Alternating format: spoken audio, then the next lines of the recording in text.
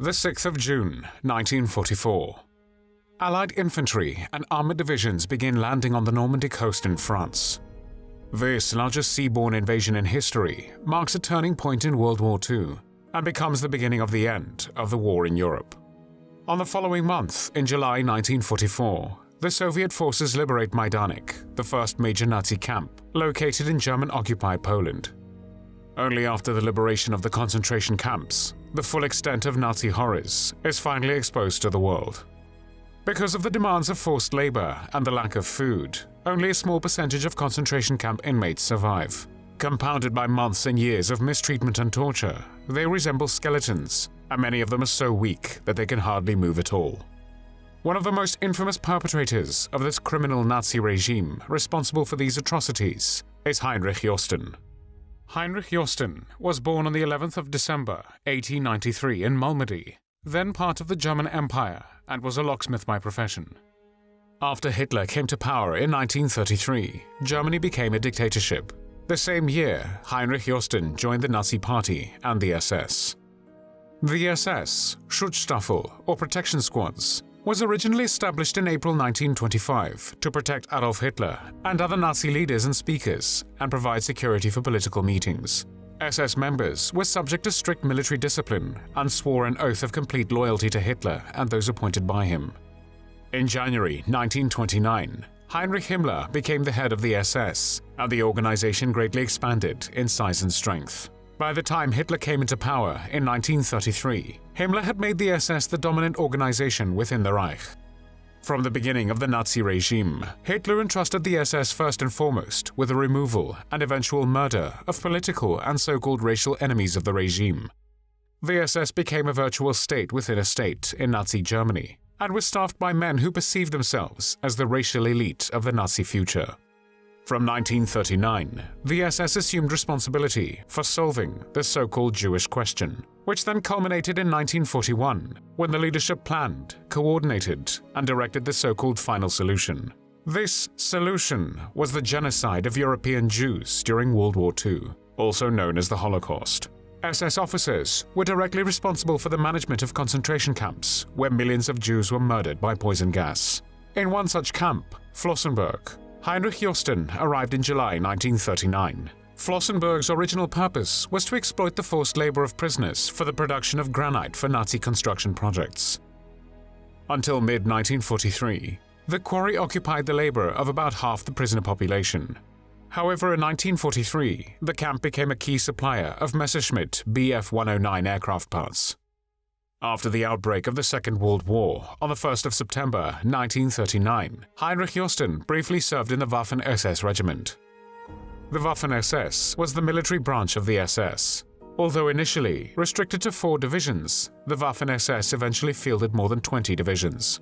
This created an armed force of about 500,000 men and established a command and operations structure to rival the German army. The Waffen-SS units took part in most of the major military campaigns of World War II and were heavily involved in the commission of the Holocaust through their participation in mass shootings, anti-partisan warfare, and in supplying guards for Nazi concentration camps. Before being sent to Auschwitz in June 1940, Josten had briefly served in Sachsenhausen concentration camp. At Auschwitz, Josten led firing squads in the gravel pits several times until the fall of 1941.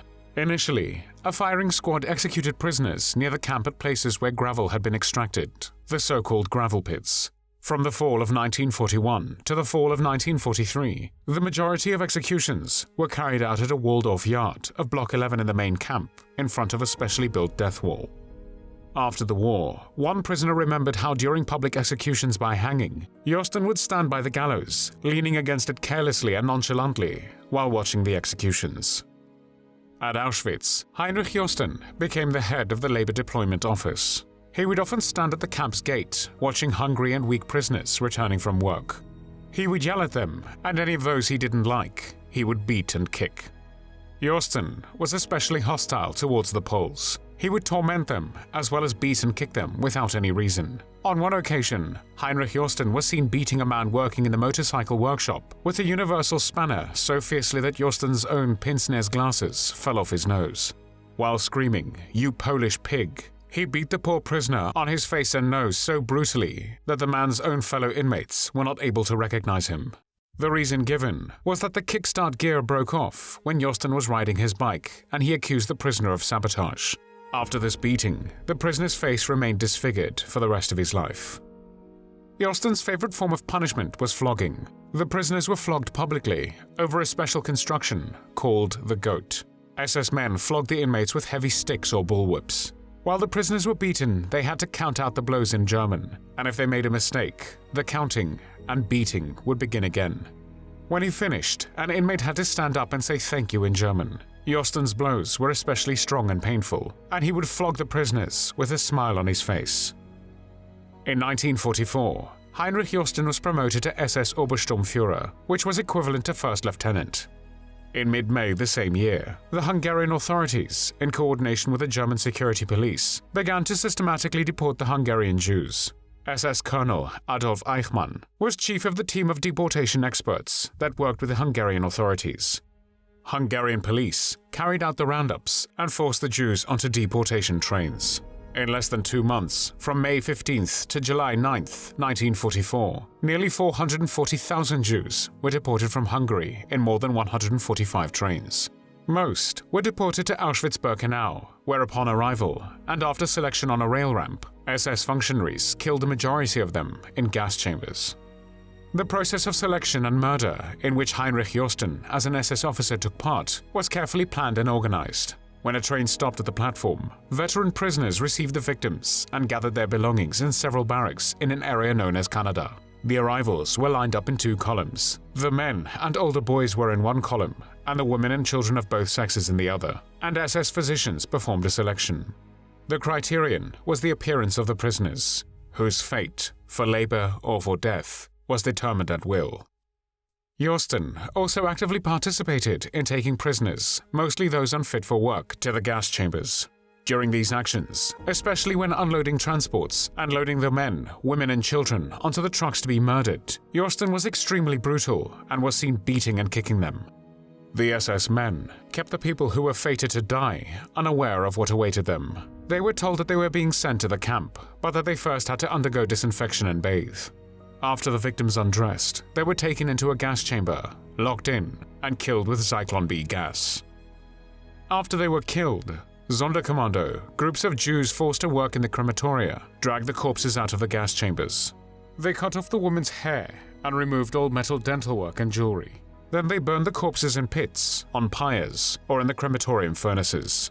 Bones that did not burn completely were ground into powder with pestles, and then dumped along with the ashes in the river or nearby ponds, strewn onto the fields as fertilizer, or used as landfill on uneven ground and in marshes. In mid-January 1945, as Soviet forces approached the Auschwitz concentration camp complex, the SS began evacuating Auschwitz and its subcamps. SS units forced nearly 60,000 prisoners to march west from the Auschwitz camp system. Prisoners suffered from the cold weather, starvation, and exposure on these marches. These forced evacuations of concentration camp inmates over long distances under guard became known as death marches. After the evacuation of Auschwitz, during the night raid of Soviet planes, Josten found shelter in a concrete bunker. When one prisoner tried to hide in the same bunker, Josten started shooting, but the prisoner managed to escape and testified about this after the war was over. After the evacuation of Auschwitz, Heinrich Josten became the camp commandant of the Bulka barracks, also known as Nordhausen, which was a subcamp of the Mittelbau-Dora concentration camp located in Germany. Housing conditions were particularly bad, and because there were no bunks, prisoners had to sleep on a thin layer of straw. One of the garages held 4 blocks of prisoners still able to work, for whom conditions were slightly better. But for all prisoners, rations were grossly insufficient to sustain life. Although there were toilets, they did not work for lack of water, and many prisoners were unable to move. Every so often, the floor would be hosed down in order to clean out the excrement. SS guards barely entered the camp, instead allowing the prisoners to die from neglect. The camp, named by the prisoners a living crematorium, was operated for only 3 months between January and April 1945. Out of 6,000 prisoners who passed through the camp, 3,000 died due to malnutrition, neglect, and unsanitary conditions. In April 1945, only a few days before the Nordhausen was liberated by the US soldiers, Josten and other SS men had fled to the Bergen-Belsen concentration camp. When the US 3rd Armored Division entered Nordhausen on the 11th of April 1945, they found hundreds of dying prisoners lying amongst more than 1,000 corpses, including many children and babies. One American soldier wrote, "No written word can properly convey the atmosphere of such a charnel house, the unbearable stench of decomposing bodies, the sight of live human beings lying cheek by jowl with the 10-day dead." The US Army forced about 2,000 Germans from Nordhausen to bury the corpses in mass graves, a process which took until the 16th of April. According to some accounts, soldiers of the 104th Infantry Division killed German civilians in Nordhausen who denied knowledge of the atrocities, believing that they were partially responsible. After the end of the war, Heinrich Josten was finally to face justice and pay for his crimes. He was captured by the Allies and handed over to the Polish authorities. Josten was tried at the Auschwitz trial, which began in November 1947 and lasted 1 month. During the trial, he tried to convince the court that he had not known anything about the gas chambers or the murder and ill treatment of the Auschwitz prisoners. However, his lies did not help him escape justice. On the 22nd of December 1947, the Polish Supreme National Tribunal in Krakow found Heinrich Josten guilty and sentenced him to death by hanging. He was 54 years old when he was executed on the 24th of January 1948. There were no tears shed for Heinrich Josten.